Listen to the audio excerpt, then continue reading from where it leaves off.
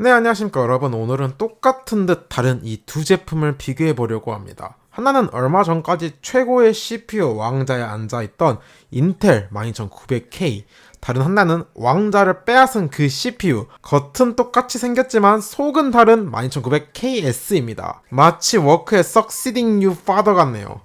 Succeeding you, father. 패키징을 보면 외관상은 정말 차이가 없습니다. 12900KS의 박스가 조금 더 진한 남색이고 12900K가 파랑색이라는 것 정도? 그리고 12900KS의 박스에는 스페셜 에디션이라고 적혀 있습니다. 스페셜 에디션? 설마 12900K 스페셜 에디션의 줄임말이라 12900KS인가? 하여간 전면뿐만 아니라 측면 상단 모두 똑같이 생겼습니다. 하단에는 인텔 공인 유통사 중에 한 곳인 인테겐 컴퍼니의 정품 스티커가 붙어 있습니다. 해당 영상은 인테겐 컴퍼니의 협찬으로 제작된 영상임을 알려드립니다. 열어서 구성을 봐도 동일하죠. 반도체 웨이퍼를 형상화한 포장에 우리에게는 와플이라고 부르는 것이 더 친숙하죠. CPU가 잘 들어가 있습니다. 이렇게 외관상의 차이점은 거의 없는 두 CPU의 스펙에서는 어떤 차이가 있을까요? 둘 다 핵심인 코어와 스레드 수는 동일합니다. 8개의 P코어와 8개의 E코어로 총 16코어 24스레드의 구성입니다. TDP에서 약간 차이가 있는데 12900K는 125W인 반면 12900KS는 무려 150W입니다. 여기서 약간 감이 오시죠? 이제 클럭 보면 확실히 나타나는데 12900K는 베이스 클럭이 3.2GHz, 부스트 클럭이 5.2GHz인데 12900KS는 클럭이 증가해서 베이스 클럭이 3.4GHz에 부스트 클럭이 5.5GHz입니다. TDP랑 클럭을 보면 전력을 더 때려 박아서 성능을 최대한 쥐어 짜낸 것으로 보여요. 영끌한 거죠. L3 캐시는 동일하게 30MB입니다.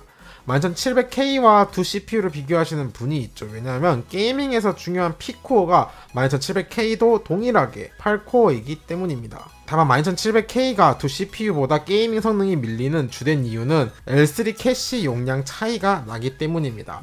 인텔 12세대 i7, i9 차이에 대해 궁금하신 분은 제가 이전 영상에 인텔 12세대 i3부터 i9까지 싹 다 비교한 영상이 있습니다. 비록 논케이 버전이긴 하나 큰 틀은 같기에 그거 참조해 주시면 되겠습니다. 그럼 실제 이런 스펙이 게임이나 작업에서는 어떤 차이가 나올지 보죠. 벤치 시스템입니다. CPU는 12900K와 12900KS입니다. 양쪽 모두 전력 제한 해제와 ABT를 켜둔 상태입니다. ABT에 대한 자세한 설명은 제가 11세대 때 영상을 만들어 놓은 곳 있으니 그거 참조해주세요. SP는 둘 다 90 이상입니다. 보드는 가성비 킹 에이수스의 Z690 터프 플러스 DDR5 버전입니다.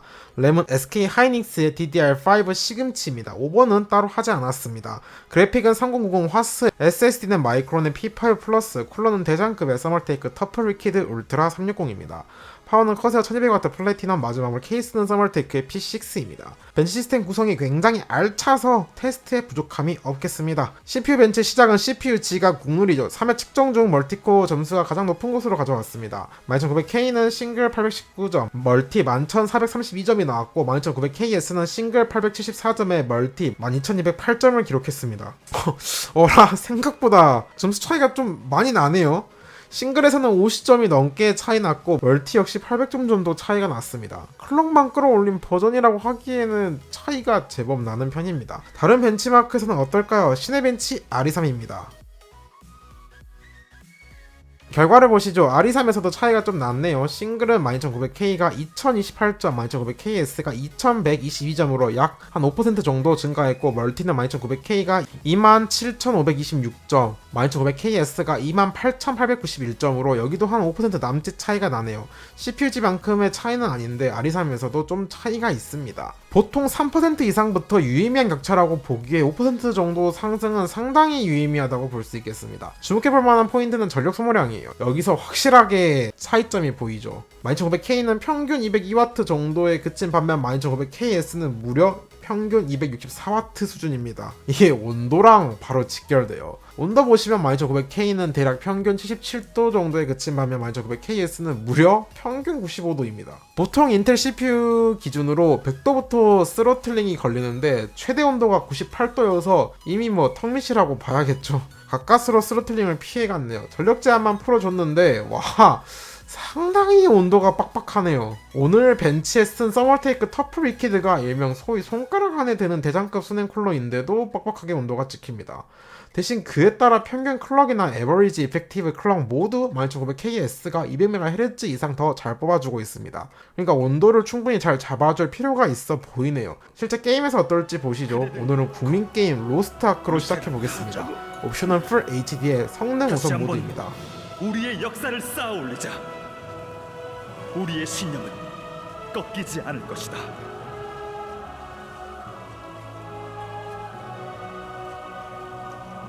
자랑스러운 선조들의 긍지를 이어받아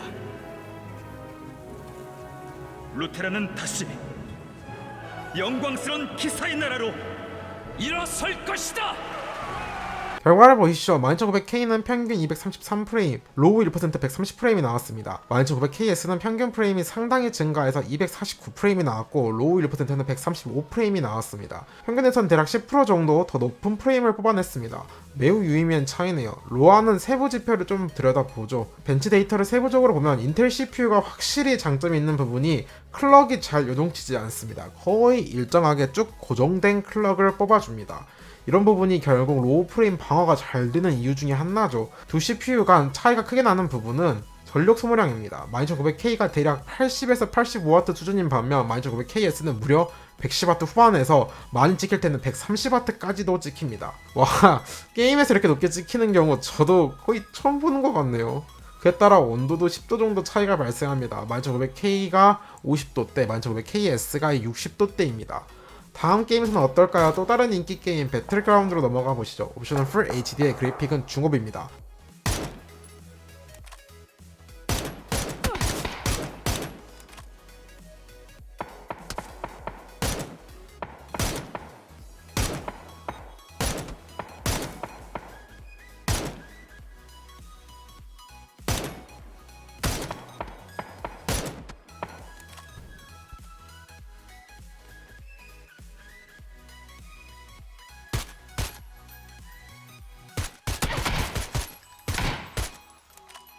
결과를 보시죠. 배그에서도 유의미한 차이가 나왔습니다. 12900K는 평균 233프레임에 로우 1% 170프레임이 나왔는데 12900KS는 평균 253프레임에 로우 1% 185프레임이 나왔습니다. 무려 평균과 로우 모두 10% 정도 차이가 났습니다. 생각보다 단순 클럭을 끌어올린 것이라기엔 큰 차이를 보여서 솔직히 좀 놀랐습니다. 세부 지표는 로아랑 거의 비슷한데 전력 소모량이 배그가 살짝 낮습니다. 12900KS가 110W 정도 유지해주고 12900K는 75W 수준입니다. 그리고 특별히 좀 봐야 할 부분이 배그는 최적화 문제로 GPU 로드율을 잘 못 뽑는 대표적인 게임입니다. 그래서 CPU랑 램이 상당히 중요하죠. 그런데 로드율에서 구간별로 약 5% 이상의 차이를 계속 내주고 있습니다. 이건 매우 유의미한 데이터인 것 같습니다. 레몬버 빡시게 해주고 옵션 좀 건드려주면은 FHD에서 평균 90%대 로드율을 뽑을 수도 있겠네요. GPU 로드율 90%대가 이제 글카 성능을 충분히 뽑아내고 있는 기준점으로 보통 보기에 상당히 중요한 수치인데 12900KS가 순정으로도 거기에 근접한 것을 알 수 있습니다. 다음 게임으로 넘어가 보시죠. 배그랑 로아 했으면 롤도 한번 해야겠죠. 옵션은 풀 HD의 그래픽은 최상입니다.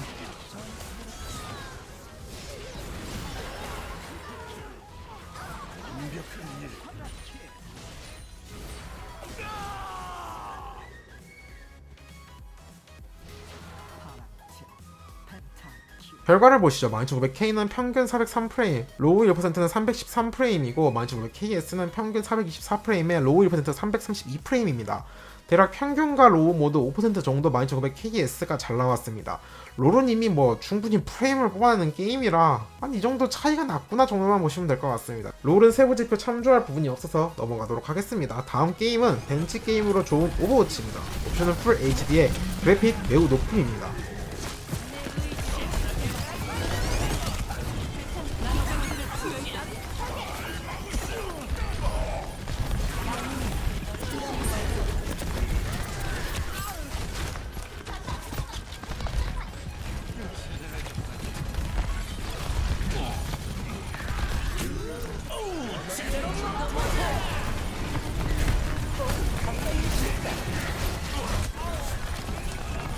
결과를 보시죠. 옵치에서는 차이가 좀 작게 나와요.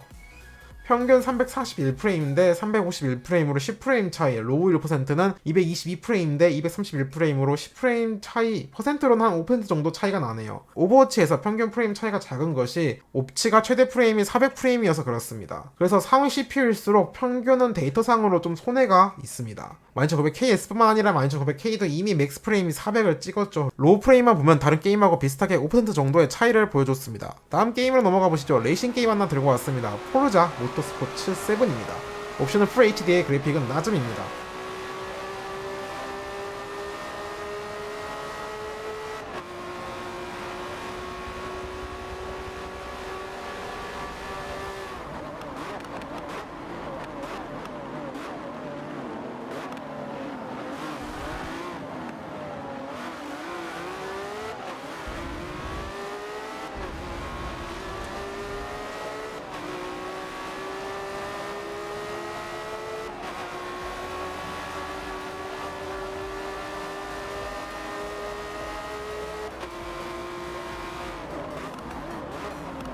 결과를 보시죠. 레이싱 게임 특성상 로우 1%가 많이 무너집니다. 그런데 유독 좀 심하게 낮게 나온 것 같네요.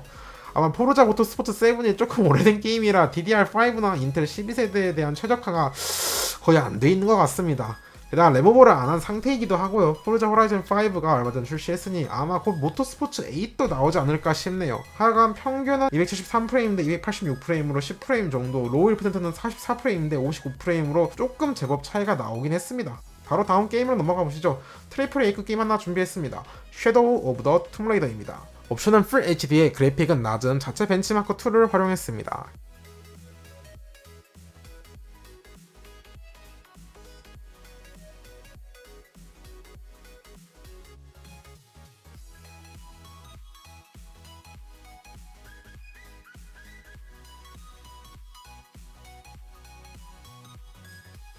결과를 보시죠. 섀도우툼에서는 차이가 상당히 줄어들었습니다. 평균은 12900K가 215프레임, 12900KS가 222프레임으로 10프레임도 차이가 나지 않네요. 로우 1%는 더 차이가 작습니다. 12900K가 154프레임, 12900KS가 157프레임으로 3프레임 차이 납니다. 이 정도면은 솔직히 오차범위 내 편차 수준입니다. 트리플 A급 게임에서는 클럭 차이로 인한 이득이 좀 많이 줄어든 것 같네요. 다음 게임으로 넘어가 보시죠. 마지막 게임이네요. 시빌라이제이션 6입니다. 확장팩, 몰려드는 폭풍, 자체 벤치마크 2를 활용했습니다.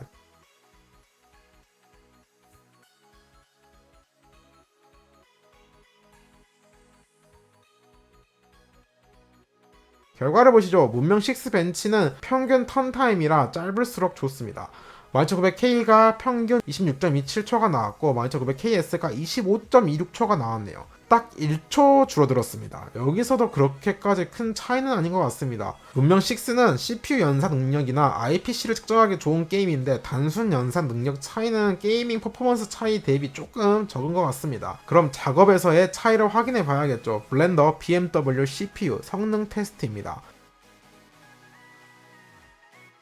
결과를 보시면 차이가 조금 있긴 있네요. 소요시간이 89.23초에서 84.86초로 4~5초 정도 감소하긴 했습니다. 그런데 전력 소모량이 60W 이상 차이 나는 것이라 딱 지금까지 보시면 아시겠죠. 12900KS는 작업용이라기보다는 게이밍 CPU라는 인상을 강하게 줍니다. 종합해보면 문명같이 작업 쪽에 가까운 게임을 제외하면 최소 5% 이상의 격차를 보여줬어요. 그러니까 확실히 12900KS가 현존 최강 게이밍 CPU가 되겠습니다. 거기에 오버클럭 포텐셜을 고려하면 훨씬 더 높은 성능을 뽑아낼 수 있죠. 램컨이 12900KS가 12900K 대비 조금 더 좋다는 말이 있는데 이거는 보드랑 램이랑 둘 다 받쳐줘야 확인해볼 수 있는 부분이라 당장은 확실하게 말씀드리긴 어렵겠네요. 거기에 CPU도 각각 3~4개 정도는 테스트해서 평균을 내야 하는 것이라. 마지막으로 가격이랑 AS 체크해보시죠. 가격은 12900K가 에너지 최저가 기준 733,130원, 12900KS가 926,540원입니다. 약 20만원 정도 차이죠. 둘 다 가격이 매우 제 지갑을 힘들게 하긴 하네요. 그럼 20만원 차이만큼 메리트가 있나 생각이 드실 거예요. 저도 처음에는 야, 저 돈 주고 왜 넘어가? 단순 클럭 높은 버전 아니야? 라고 생각이 들었는데 실제로 만져보면 20만원? 이거 충분히 넘어갈 만한데? 라고 생각 중입니다. 제 주위에 12900K 쓰시던 분들 대부분이 현재 12900KS로 넘어왔어요. 다만 이제 쿨러의 벽이 상당히 높습니다. 12900K는 그래도 웬만한 3열 360 순행이면 낭낭하게 칠 수 있었는데 12900KS는 대장급 순행도 숨이 껄떡 막힐 정도로 빡셉니다. 뭐 근데 이거는 게임용이면 전력을 작업만큼 타이트하게 끌어다 쓰지 않긴 하죠. 그리고 AS 전해드릴 중요한 뉴스가 있죠. 제가 유튜브 커뮤니티 탭에도 속보로 전해드린 내용인데 그건 인텔 컴퍼니에서 통합으로 운영하던 인텔 CPU AS가 올해 4월부터 각 유통사 인텔 PCD 코이 별로 실시하는 것으로 변경되었습니다. 앞으로 통합 AS랑 비교해서 어떻게 변경될지 지켜봐야겠는데 인텔의 한국 AS 정책 자체가 괜찮은 편이라 AS 정책이 바뀌지 않으면 기존이랑 크게 달라질 것 같지는 않습니다. 다만 워낙 인텔 컴퍼니가 AS에서 좋은 평을 듣던 곳이라 이게 분리된 건 솔직히 조금 아쉽게 느껴지는 부분이네요. 유통사는 박스에 부착된 정품 스티커 보시면 어디인지 알 수 있습니다. 제가 이런 중요한 속보는 유튜브 커뮤니티 탭을 통해 보통 전해드리기에 구독 눌러주시면 이런 정보 놓치지 않으니 이거 구독 부탁드립니다. 자, 오늘은 이렇게 인텔에 아직 한 발 남았다 혹은 Succeeding You Father를 보여준 비장의 무기 현존 최강의 게이밍 CPU 12900KS를 리뷰해봤습니다. 여러분의 지갑의 안녕을 기원하며 오늘 영상도 도움이 됐다면 구독과 좋아요 눌러주시고 우린 또 다음 영상에서 만나도록 하죠. 안녕.